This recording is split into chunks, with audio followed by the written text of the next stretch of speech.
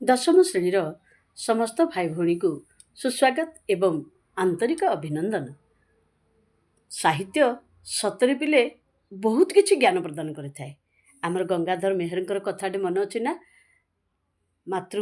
ମାତୃଭୂମି ମାତୃଭାଷାରେ ମମତା ଯାହୃଦେ ଜନମି ନାହିଁ, ତାକୁ ଯଦି ଜ୍ଞାନୀ ଗଣରେ ଗଣିବା, ଅଜ୍ଞାନ ରହିବେ କାହିଁ। ଏଥିରେ ଆମେ ଜାଣିବା ସାହିତ୍ୟରେ ଅଛି ବିଜ୍ଞାନ, ସାହିତ୍ୟରେ ଅଛି ଭୂଗୋଳ, ସାହିତ୍ୟରେ ଅଛି ଇତିହାସ, ସାହିତ୍ୟରେ ଅଛି ଗଣିତ। ଏ ସବୁ କିଛି ରହିଛି ଆମ ସାହିତ୍ୟରେ। ଗଲା କାଳାଂଶରେ ଆମେ ଆଲୋଚନା କରିଥିଲେ ଭୀମଙ୍କ ସିଂହନାଦ ରଡ଼ି କଥା।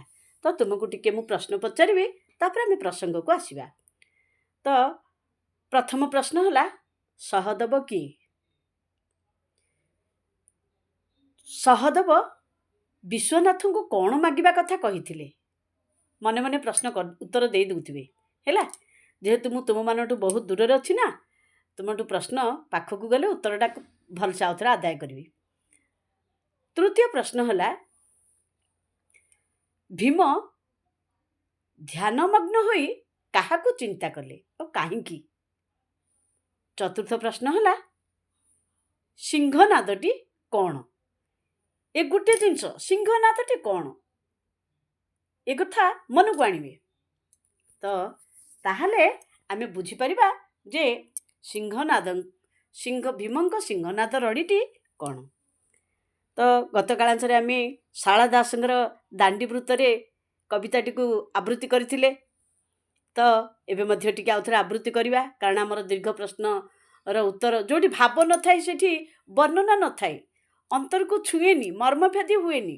ତେଣୁ ଭାବ ଆଣିବାକୁ ହେଲେ ଆମକୁ ସଙ୍ଗୀତଟିକୁ ମନେ ପକାଇବାକୁ ପଡ଼ିବ, ଗୀତଟିକୁ ବୋଲିବାକୁ ପଡ଼ିବ। ତ କେଉଁ ବୃତ୍ତରେ ହେଇଥିଲା ନା ଆମର ଦାଣ୍ଡି ବୃତ୍ତରେ ହେଇଥିଲା, ନୁହେଁ କି? ତ ଦାଣ୍ଡି ବୃତ୍ତରେ ଅକ୍ଷର ସଂଖ୍ୟା ଅସମାନ, ଗାୟକ ବିଭିନ୍ନ ସ୍ୱରରେ ଗାଇପାରେ, ବିରାମ ନିଜ ସୁବିଧା ଅନୁସାରେ ନେଇପାରେ। ତ ଧ୍ୟାନଣେ ଜାଣିଲା ସେ ଦେବ ପଶୁପତି, ଈଶ୍ୱରେ ବୋଇଲେ ଦେବୀ ଶୁଣ ଗୋ ପାର୍ବତୀ। ଆମ୍ଭନ୍ତ ସିଂହନାଦ ମା ଗୁଅଛି ବୀର ଭୀମା, ତୁମ୍ଭ ବିଚାରକୁ କିସ ଯୋଗାଇ ଗୌମା। କେତେ ସୁନ୍ଦର କଥା ବୋଲେ। ତାପରେ ଯେତେବେଳେ ପ୍ରଭୁ ଶ୍ରୀକୃଷ୍ଣ ଭୀମଙ୍କୁ କହିଛନ୍ତି ଯେ ତୁମେ ବିଶ୍ୱନାଥଙ୍କ ପାଖରେ ସିଂହନାଦ ଅଛି, ତାଙ୍କଠୁ ମାଗି ଆଣ। ମହାଦେବ କାହିଁକି ବା ସିଂହନାଦ ଭୀମଙ୍କୁ ଦେବେ? ପୂର୍ବରୁ ତୁମକୁ କହିଥିଲି ଯେ କପିଳାସ ପର୍ବତ ହେଉଛି ପ୍ରଭୁ ମହାଦେବଙ୍କର ନିବାସ। ସେଇ ଯେଉଁ ନିବାସ କପିଳାସ ପର୍ବତକୁ ଅଶ୍ଳେଷ ଦୈତ୍ୟ ଧ୍ୱଂସ କରିଦେଉଥିଲା ହେଲା। ତାକୁ ଉଦ୍ଧାର କରିବା ପାଇଁ ଭୀମଙ୍କୁ ସେ ଚିନ୍ତା କରିଥିଲେ, ଡାକିଥିଲେ। ଭୀମ ସେତେବେଳେ ଋଷ୍ୟମୁକ ପର୍ବତରେ ଥିଲେ। ତ ଭୀମ ଆସିକି କପିଳାସ ପର୍ବତକୁ ଅଶ୍ଳେଷ ଦୈତ୍ୟ କବଳରୁ ରକ୍ଷା କରିଥିଲେ। ମହାଦେବ ସନ୍ତୋଷ ହୋଇ ତାଙ୍କୁ ବର ପ୍ରଦାନ କରିବା କଥା କହିଥିଲେ। ଆଉ ଭୀମ ସେଇ ବର କଥା ମନେ ପକାଇକି ମହାଦେବଙ୍କୁ ଚିନ୍ତା କଲେ ଯେ ମୁଁ ପ୍ରଭୁ ମହାଦେବଙ୍କୁ ସିଂହନାଦ ବାଦ୍ୟଟି ମାଗିବି। ଆଗରୁ କହିଥିଲି ପିଲେ, ସିଂହନାଦ ଏକ ବାଦ୍ୟ ଯାହାକି ମଇଁଷି ଶିଙ୍ଗରେ ନିର୍ମିତ, ଯାହାର ରଡ଼ି ଅତ୍ୟନ୍ତ ଭୟଙ୍କର। ପ୍ରଭୁ ମହାଦେବ ଯେତେବେଳେ ସୃଷ୍ଟିରେ ପ୍ରଳୟ ଆସେ କିମ୍ବା ସେ କ୍ରୋଧାନ୍ୱିତ ହୁଅନ୍ତି, ସେତେବେଳେ ସମୟରେ ସେ ଏହି ସିଂହନାଦଟିକୁ ବାଦନ କରନ୍ତି। ଭୈରବ ରୂପ ତାଙ୍କୁ, ତେଣୁ ଭୈରବ ବୋଲି ମଧ୍ୟ ଭୈରବ ରୂପ ଧାରଣ କରନ୍ତି ଯେତେବେଳେ ମହାଦେବ, ସେତେବେଳେ ସିଂହନାଦକୁ ସେ ବାଦନ କରନ୍ତି। ତ ଆମେ ତାପରେ ସେ କ'ଣ କଲେ ଭୀମ ନା ସିଂହନାଦ ବାଦ୍ୟ ମାଗିବା ପାଇଁ ସେ ପ୍ରଭୁ ମହାଦେବଙ୍କୁ ଧ୍ୟାନ କଲେ। ଧ୍ୟାନ କଲା ପରେ କ'ଣ ହେଇଥିବ କହିଲ ପିଲେ? ପ୍ରଭୁ ମହାଦେବ କ'ଣ କଲେ ନା ଜାଣିପାରିଲେ, ମୋତେ ଭୀମ ମନେ ପକାଉଛି। ଧ୍ୟାନେଣ ଜାଣିଲେ ସେ ଦେବ ପଶୁପତି। ଅର୍ଥାତ୍ ଧ୍ୟାନେଣ ଇଏ ହେଉଛି ଆମ ପ୍ରାକୃତ ଭାଷା। ସଂସ୍କୃତକୁ ଅପଭ୍ରଂଶ କରିକି ଆମର ଶାରଳା ଦାସ ଓଡ଼ିଆରେ ତାକୁ କ'ଣ କରିଥିଲେ, ଧ୍ୟାନେଣ ହେଲା। ଅର୍ଥାତ୍ ଧ୍ୟାନ ଦ୍ୱାରା। ଆମେ ଜାଣିଛେ ନ ଥିଲେ ପୂର୍ବବର୍ଣ୍ଣ ଣ ହବ। ବାଳକେନ, ବାଳକେନ ନ ପୂର୍ବରୁ କ ଅଛି ବୋଲି ସେଠି ବାଳକେନ ହେଲା। ଧ୍ୟାନ ଅକାରାନ୍ତ, ତେଣୁ ଆକୁ କ'ଣ ହେଲା, ଧ୍ୟାନେଣ।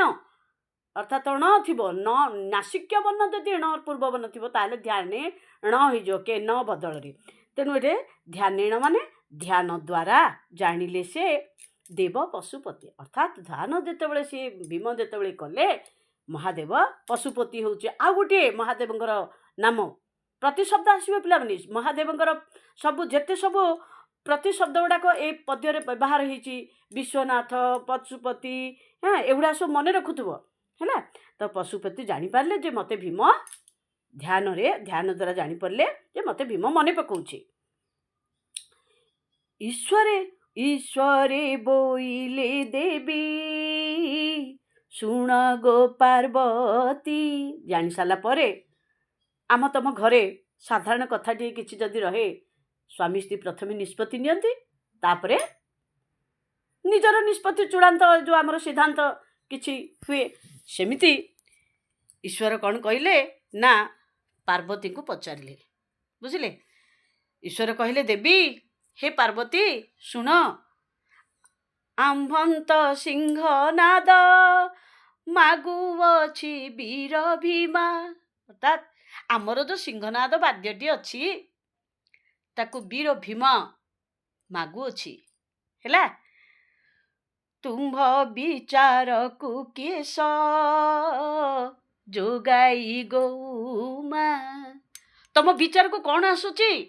ଉମା ହେଉଛନ୍ତି ପାର୍ବତୀଙ୍କର ଆଉ ଗୋଟେ ପ୍ରତିଶବ୍ଦ, ଆଉ ଗୋଟିଏ ନାମ। ଉମା ଆମକୁ ଭୀମା ମାଗୁଛି ତାଙ୍କର ସିଂହନାଦ, ତମ ମନକୁ କ'ଣ ଆସୁଛି ତାକୁ ଦେବି ନା ଦେବିନି? ତ ସେଠୁ ପାର୍ବତୀ କହିଲେ, ପାର୍ବତୀ ବୋଇଲେ ଭୀମ ସେନ ଆମ୍ଭ ଉପକାରୀ। ଉପକାରୀ ଇଏ ପ୍ରାକୃତ ଭାଷା ଆଗରୁ କହିଛି, ତେଣୁ ଉପକାରୀ ଲେଖା ହେଲା। ପ୍ରାକୃତ ପାର୍ବତୀ କହିଲେ ଭୀମସେନ ହେଉଛି ଆମର ଉପକାରୀ। କପିଳାସ ପର୍ବତକୁ ସେ ଉଦ୍ଧାର କରିଥିଲେ, ତେଣୁ ସେ ଆମର ଉପକାରୀ। ବେଳେ ବେଳେ ପାଣ୍ଡବ ଆମ କପିଳାସ କଇଁ ଉଦ୍ଧରି। କପିଳାସକୁ ହେଲା ରେ କ'ଣ ହେଇଛି ନା, ସେତେବେଳେ ମୁଁ କହିଥିଲି ଆପଣଙ୍କୁ କପିଳାସକୁ ଚନ୍ଦ୍ରବିନ୍ଦୁ ବ୍ୟବହାର ନଥିଲା।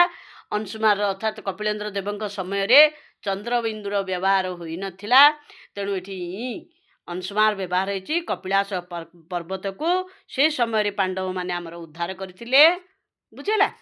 ତ ସତ୍ୟ ମନାଇଛି ଦେବ ଯେଉ ତ୍ରିପୁରାରୀ। ତୁମେ ଯେତେବେଳେ ସତ୍ୟ କରିଥିଲ, କପିଳାସ ପର୍ବତକୁ ଉଦ୍ଧାର କରିଥିଲେ, ମୁଁ ତୁମର ବରପ୍ରଧାନ ବରଯାଚୀ ଥିଲ, ଆଉ ତୁମେ ସତ୍ୟ କରିଥିଲ, ସେ ସତ୍ୟ ତୁମର ପୂରଣ କର, ବୁଝିହେଲା କି ନାହିଁ।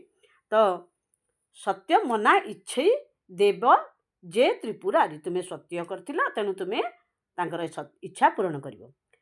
ପାର୍ବତୀ ବୋଇଲେ ସିଂହନାଦ ଦିଅ ଶିବହନ।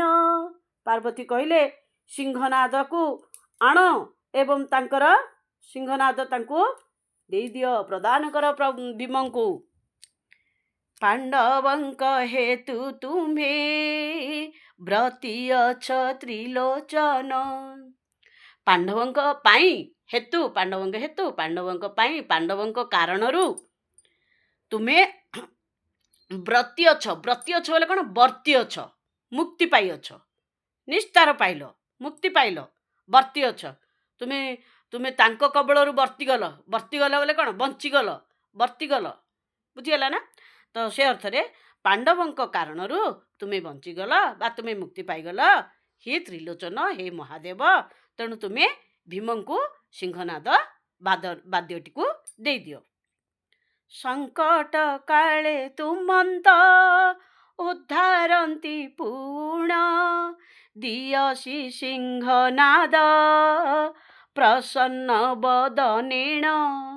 ତେଣୁ କିଛି ଆଉ ସଂଶୟ ନ କରି ସିଂହନାଦ ବାଦ୍ୟଟିକୁ ତୁମେ ପ୍ରସନ୍ନ ବଦନରେ ସନ୍ତୋଷ ବଦନରେ ହେଲା ବଦନେଣ ଧ୍ୟାନେଣ ପୁଣି ଆସିଗଲା ଆମର ସଂସ୍କୃତର ଯେଉଁ ତତ୍ସମ ଶବ୍ଦ ବୁଝିହେଲା ନା। ତ ସେ କ'ଣ କହିଲେ ନା ଦିଅସି ସିଂହନାଦ ପ୍ରସନ୍ନ ବଦନ ସନ୍ତୋଷ ଚିତ୍ତରେ ପ୍ରସନ୍ନ ଚିତ୍ତରେ ପ୍ରସନ୍ନ ବଦନରେ ତୁମେ ହସି ହସି ତାଙ୍କୁ ସିଂହନାଦ ବାଦ୍ୟଟିକୁ ପ୍ରଦାନ କର। ଘନ ଘନ ଆସନ ପଇ ସଦାନନ୍ଦ। ଘନ ଘନ ଅର୍ଥାତ୍ ଭୀମଙ୍କର ଧ୍ୟାନ ଏତେ ଗମ୍ଭୀର ଥିଲା ଏତେ ଗଭୀର ଥିଲା। ସଦାନନ୍ଦ ହେଉଛନ୍ତି ମହାଦେବ। ଆଉ ଗୋଟିଏ ପ୍ରତିଶବ୍ଦ ସଦାନନ୍ଦଙ୍କର ଆସନ କମ୍ପିବାକୁ ଲାଗିଲା ଘନ ଘନ ବାର ବାର କମ୍ପିବାକୁ ଲାଗିଲା। ଟଳମଳ ହେଲା ଆସନ। ଆମ ଭାଷାରେ ଆମର ଯେଉଁ ଆଞ୍ଚଳିକ ଭାଷା ଅଛି ଟଳମଳ ହେଲା ଆସନ ମହାଦେବଙ୍କର ଆସନ ଧ୍ୟାନଙ୍କର ଭୀମଙ୍କର ଧ୍ୟାନରେ ଟଳମଳ ହେବାକୁ ଲାଗିଲା ହେଲା। ଚିରିକୁଟିରୁ କାଢ଼ି ଦିଲେ ସେ ସିଂହନାଦ। ଚିରିକୁଟିରୁ ବାହାର କରି ଅର୍ଥାତ୍ ଚିରିକୁଟି ବୋଲେ କ'ଣ ଆମେ ସାଧାରଣତଃ କହୁଛେ କ'ଣ ଚିରିକୁଟି ବୋଲେ ଚିଠା ବୋଲି କହୁଛେ ନାଇଁ କି ଆମ ଭାଷାରେ। କିନ୍ତୁ ଏଇଠି ଚିରିକୁଟିର ଅର୍ଥ ମୁଣି ହେଲା। ଚିରିକୁଟିର ଅର୍ଥ ଗୋଟେ ଚିଠା ହେବ ଆଉ ଗୋଟିଏ ଅର୍ଥ ହେବ କ'ଣ ତାର ମୁଣି। ମୁଣି ମାନେ କ'ଣ ଯେଉଁ ଆମର ଯେଉଁ ଝୁଲାମୁଣି ଭଳିଆ ଗୋଟେ ଯେଉଁ ବ୍ୟବହାର ହୋଇଥାଏ ସେ ମହାଦେବ କ'ଣ କରିଥିଲେ ତାଙ୍କର ସେ ମୁଣିରେ ରଖିଥିଲେ ସିଂହନାଦ ବାଦ୍ୟଟିକୁ। ସେ କ'ଣ କଲେ ସେଇଠୁ ବାହାର କରିକି ସିଂହନାଦକୁ ଭୀମଙ୍କୁ ପ୍ରଦାନ କଲେ ହେଲା। କିଛି ପ୍ରଶ୍ନ ଅଛି ଶୁଣିବା ଉତ୍ତର ମଧ୍ୟ ମନେ ମନେ ଦେଇଥିବା। ନାଇଁ ଯଦି ତୁମେ ଉଚିତ ଠିକ୍ ମନେ କରିବ ତାହେଲେ କମେଣ୍ଟ ବକ୍ସରେ ମୋତେ ପ୍ରଶ୍ନ ପଚାରି ପାରିବ। ତ କହିପାରିବେ ମହାଦେବଙ୍କର 3ଟି ପ୍ରତିଶବ୍ଦ କ'ଣ କ'ଣ?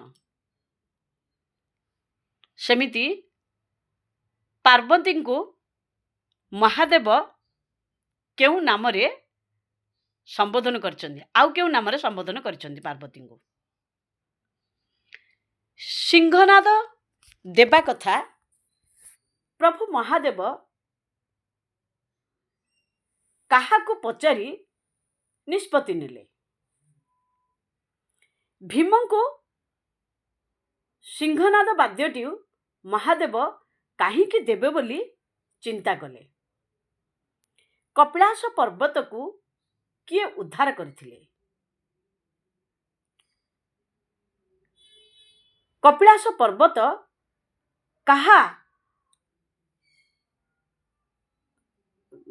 କପିଳାସ ପର୍ବତକୁ ଭୀମ କାହାରି ହାତରୁ ଉଦ୍ଧାର କରିଥିଲେ କାହାଠାରୁ ଉଦ୍ଧାର କରିଥିଲେ ହେଲା। ତ ପ୍ରଭୁ ମହାଦେବ ସିଂହନାଦକୁ କେଉଁଠାରୁ କାଢ଼ିକି ଦେଲେ ହେଲା। ପ୍ରଶ୍ନ ଗୁଡ଼ାକ ସବୁ ଟିପିକି ରଖିଦେଲେ।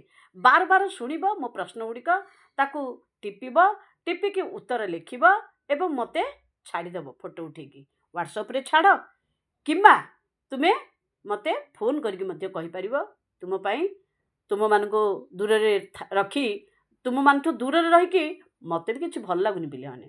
ପାଖକୁ ଯିବି ହେରି ଖୁବ୍ ଶୀଘ୍ର ପଳେଇବି ପାଖକୁ ଆଉ ତୁମ ପ୍ରଶ୍ନର ଉତ୍ତର ସହିତ ଯାହା କିଛି ସନ୍ଦେହ ଅଛି ତାକୁ ନିଶ୍ଚିତ ଭାବରେ ଦୂର କରିବି। ଧନ୍ୟବାଦ ପିଲାମାନେ। ଧୈର୍ଯ୍ୟର ସହିତ ମୋର ଏ ଭିଡ଼ିଓଟିକୁ ତୁମେ ଲକ୍ଷ୍ୟ କଲ ଏବଂ କିଛି ପ୍ରଶ୍ନର ଉତ୍ତରକୁ ତୁମେ ବୁଝିପାରିଲ। ଆଉ ଯଦି କିଛି ବୁଝିବାର ଅଛି ପରବର୍ତ୍ତୀ ସମୟରେ ଆମେ ପୁଣି ଆଉ ଥରେ ଆଲୋଚନା କରିବା ଏବଂ ପାଠ ଶୁଣିବା। ଧନ୍ୟବାଦ।